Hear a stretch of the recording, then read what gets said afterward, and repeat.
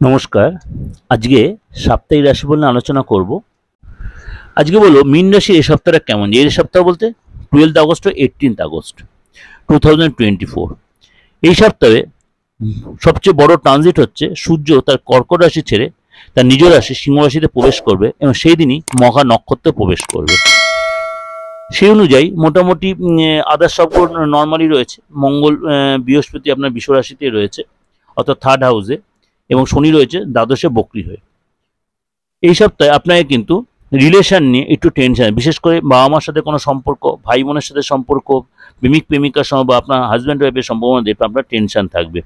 কোনো কারণে কোনো লস হয়ে গেছে সেটা নিয়ে আপনার ভীষণ একটা অস্বস্তি বোধ কাজ করবে, যেটা আপনি হয়তো কাউকে বলতেন। আপনার শরীরে হাত পা ব্যথা বেদনা, একটু ল্যাথার্জি ভাব আসতে পারে, বা যে হুটহাট কোনো স্বপ্ন দেখতে পারে, বা যে লোকের সামনে দেখা হয়ে যেতে পারে যে আপনার খুব ইরিটেট করতে পারে, পুরনো কোনো সত্যের সাথে দেখা হতে পারে।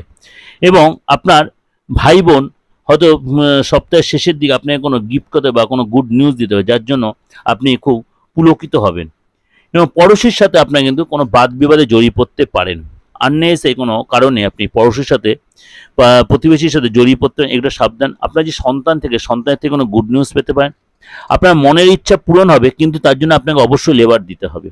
কোনো ইচ্ছা যদি অনেকদিন আটকে থাকে, তার জন্য আপনাকে যদি একটু লেবরিয়াস হন, তাহলে কিন্তু আপনি মনের ইচ্ছা পূরণ করতে পারেন এই সপ্তাহে। কোনো অনুষ্ঠানে ছোটোখাটো যেতে পারেন, নতুন কোনো কাজের অফার, নতুন কাজের যোগাযোগ আসতে পারে।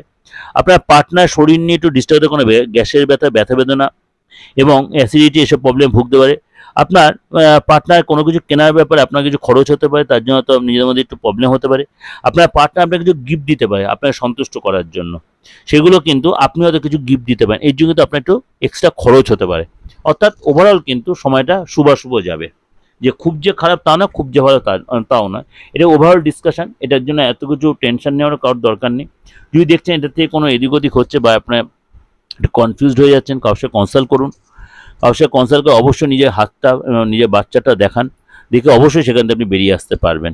এবং রেমেডি বা প্রতিকার করলে অবশ্যই তার সব কিছু যেন রোগ আছে তার ওষুধও আছে।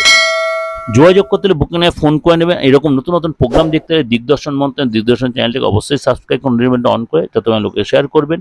আর আপনি যে সাবস্ক্রাইব করে অন করেন, সব প্রোগ্রাম আপনাকে সবার আগে পৌঁছে যাবে। ভালো থাকবেন, সারাটা সপ্তাহ আপনার মনের মতো করুন। নমস্কার।